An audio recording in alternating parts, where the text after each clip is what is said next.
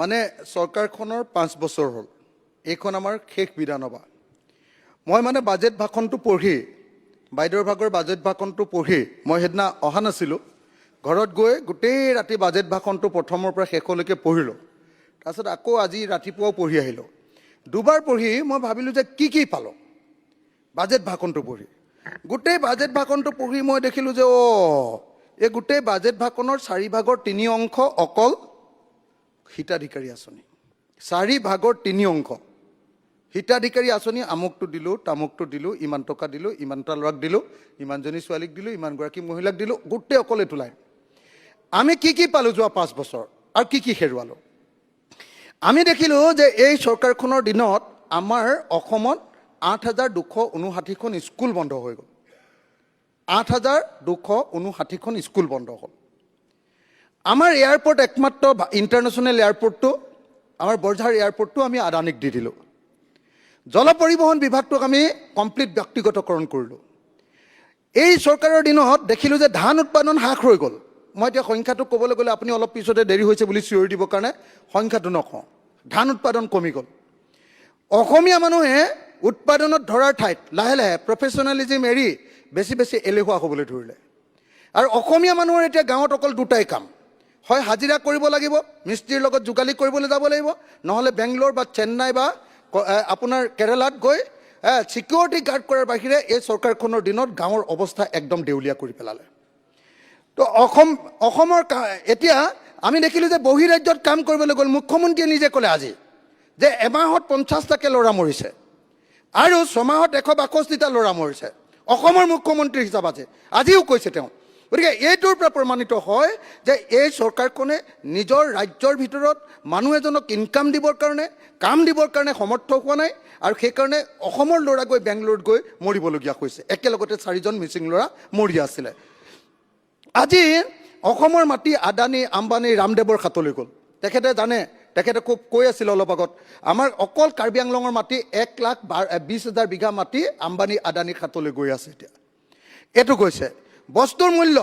এই চৰকাৰখন অহাৰ আগতে 1 কেজি নিমখৰ দাম আছিলে 3 টকা এতিয়া 10 টকাৰ পৰা 35 টকাৰ ভিতৰত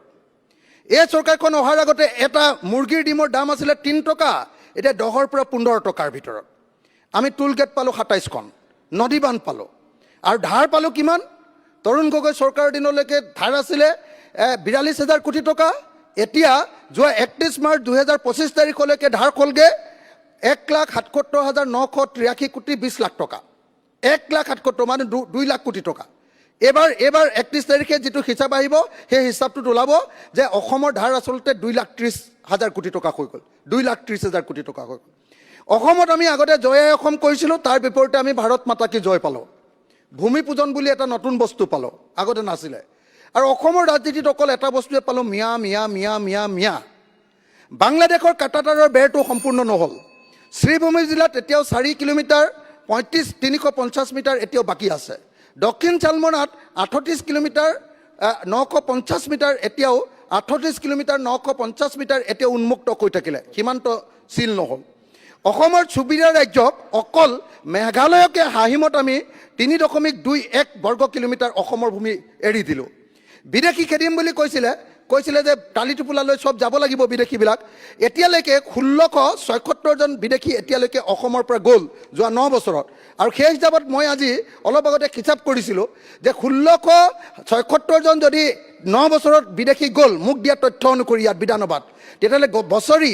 186 জন বিদেশী গ'ল আৰু এই হিচাপত 40 লাখ বিদেশী বিজেপিয়ে কোৱা মতে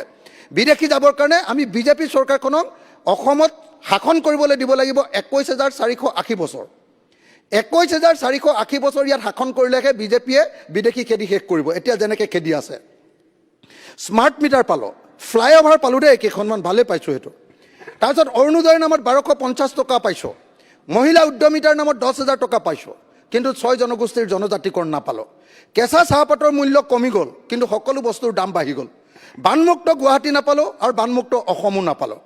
NRCখন আজিও নহ'ল অসম চুক্তিৰ আধাৰত খিলঞ্জীয়াৰ সুৰক্ষা কবচো নাপালোঁ আৰু আমি এই চৰকাৰৰ দিনত জুবিন দাক হেৰুৱালোঁ জনজাতিবিলাক মিচিং সোণোৱাল কছাৰী ঠেঙাল কছাৰী তিৱা ৰাভাক 6 শিডিউল দিম বুলি কৈছিলে ৰাম ঠগন দিলে অসমীয়াৰ বাবে সাংবিধানিক সুৰক্ষা কবচ নাপালোঁ পথাৰত এক টোপালো আমি পানী নাপালোঁ। PHC জল জীৱন মিছনৰ ঠিকাদাৰবিলাকে এতিয়া ছুইচাইড কৰিবলৈ আগবাঢ়ি গৈছে। আমাৰ কৰ্মচাৰীবিলাকৰ কাৰণে OPS আমি নাপালোঁ, ভাল বিদ্যালয় নাপালোঁ, শিক্ষক নাপালোঁ, বেছিকৈ শিক্ষক নাপালোঁ, যিমান উপযুক্ত শিক্ষক লাগে। আশাকৰ্মীৰ দৰমহা 3,000 পৰা 4,000 হ'ল, কিন্তু অতি কমেও আশাকৰ্মীৰ দৰমহা 10,000 কৰিব লাগে। আশা ছুপাৰভাইজাৰৰ দৰমহা 10,500 টকা হ'ল, এইটো অতি কমেও 20,000 কৰিব লাগে। ৰান্ধনীৰ দৰমহা 2,000 হ'ল, কিন্তু সেইটো অতি কমেও 5,000 কৰিব লাগে। অংগনবাদী কৰ্মী সহায়িকাৰ দৰমহা 8,000 আৰু 4,000 হ'ল, সেইটো অতি কমেও 20,000 আৰু 15,000 কৰিব লাগে। জীৱিকা সখীৰ 9,000, সেইটোৰ দাম অতি কমেও 15,000 কৰিব লাগে। তাৰপাছত মই দুটা শব্দ কম আৰু গাঁও প্ৰধানবিলাকৰ 14,000 দৰমহাটো 30,000 কৰিব লাগে। VDP বিলাকে 25জন মানুহে এবছৰত 2,500 টকা পায়, এবছৰত 100 টকা পায়, সেইটো বঢ়াব লাগে। এমাহত 3,000 টকাকৈ পোৱাৰ ব্যৱস্থা কৰিব লাগে।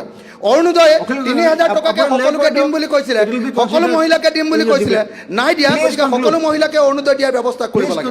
মাইক্ৰ' ফাইনেন্সৰ ধাৰ মাৰি দিম বুলি কৈছিলে সকলো মহিলাকে, এতিয়ালৈকে মই লেক কৰি দিছোঁ। এতিয়ালৈকে মানে 12,500 কোটি টকাৰ ভিতৰত অকল 2,300 কোটি টকা ধাৰ মাৰিলে, 9,700 কোটি টকা ধাৰ মাৰিবলৈ বাকী থাকিল। বৃদ্ধ পেঞ্চন 1,250 টকা, 1,250 টকাৰ 3,000 টকা কৰিবলৈ মই দাবী জনাইছোঁ, এতিয়া 400 টকা কৰিছে। ৰেকৰ্ডত নাথাকে।